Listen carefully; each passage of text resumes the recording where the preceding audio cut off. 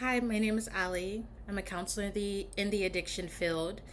Today, I am talking about why sober living is an intervention for recovery. At this time, and this is shifting a little bit, especially in the last few years, sober living is seen as some sort of privilege for people who are in recovery to gain some short term housing or some affordable housing. And in California, it's not affordable. You're paying a lot of money to share a room with someone. It's not even your own room. You're paying a lot of money for maybe a bunk. But, anyways, sober living is not a privilege because housing is not a privilege. Basic needs are a right, but especially in addiction recovery, it is an intervention because no one stays sober on the streets. No one stays sober bouncing from here to there. If we're talking about the biopsychosocial model of treatment, we understand that there are multiple factors that have to be in play to give someone even a foundation and a fair chance at getting well. A foundation and a fair chance of reaching the next level of their own potential.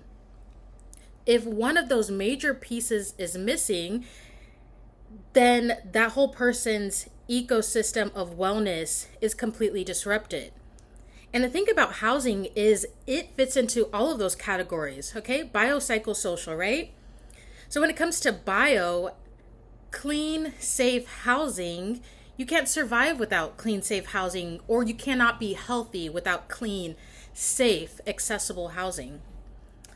When it comes to the psycho part of it, the psychological aspect, no one is stress-free, mentally well, bouncing from place to place, being homeless, especially being on the streets. Homelessness and mental health, those don't go together. And then when it comes to the just social aspect, that is just in order to be able to advance in society, you have to have a foundation of housing, clean shower, or clean to be able to clean yourself, warm shower, warm place, safe place.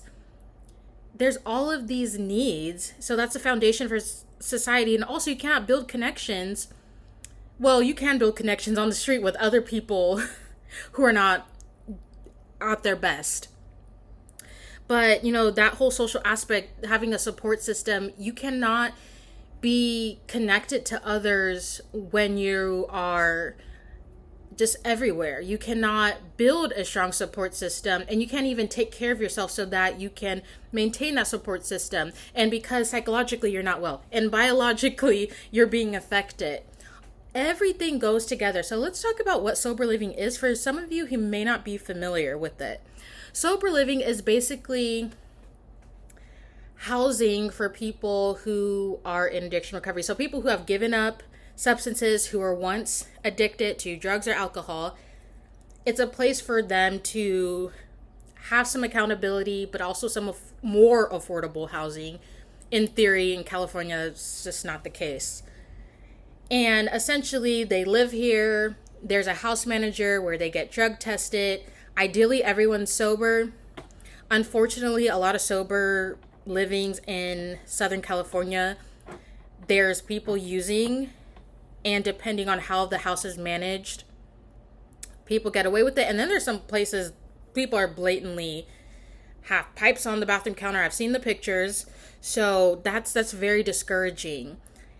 And bringing that up, making the segue into this, seeing sober living as an intervention rather than a privilege or an additional resource, we can start, and I say we as a behavioral health field, we as a behavioral health community, we as people who care about others can begin to regulate sober living housing. At this time, sober living is it's not connected, except for certain county funded agencies will have some sober living resources, but it's not what you think. It's not highly regulated. Okay, we are going to regulate the sober living because we understand that it's an intervention. So right now it's just like a community resource But if it becomes known and understood as an intervention, and of course, usually for that to happen, there has to be tons of research and whatnot. So if you're in grad school,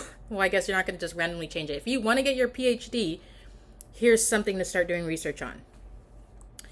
The efficacy of sober living, because also another thing too, first of all, the sober living has to be well regulated. People have to be sober there. Another issue in sober livings today is cleanliness, and there's some people who no home training, and that becomes very triggering for people. Just that part alone. Just issues in the house. Of course, when you're living in close proximity with people with a bunch of different personalities, there's always, people are going to butt heads, but because these houses are poorly managed, well-meaning people who are truly focused on working and going to school, or sometimes working out and just doing well, this is the environment that they're in, and people expect them to be successful. It's sad. So anyways, if it is regulated and understood as an intervention, there will be stricter protocols, because right now, like I said, it's a community resource, and sober livings need to be considered a type of facility in a sense. The problem with that is you don't want to make it too much like a facility, because you want people to be able to transition back into some sort of normalcy. There's some people who don't want to go to sober living specifically because of rules. And that's understandable. Of course, you would be more comfortable living by yourself, but also a lot of them are poorly managed, so also people just don't feel comfortable. And yes, still, your own place is awesome. It's fantastic. But I do think a lot of people would be more open to it if they could have faith and confidence that it was well regulated. If they could have faith and confidence that it was clean. If they could have faith and confidence that the house manager wasn't a freaking psychopath. There are so many crazy house managers. I don't even know how these people become house managers. So many crazy people. I hear the stories constantly. It's insane. There's good ones out there, for sure, but I feel like over 50% of them are absolutely nuts, based on what I'm hearing. This is just quick food for thought. Kind of just came to me. If you have any questions about this, let me know. Contact me. My information's in the description. I also would love to hear your thoughts. Sober living is an intervention in addiction recovery. Thank you.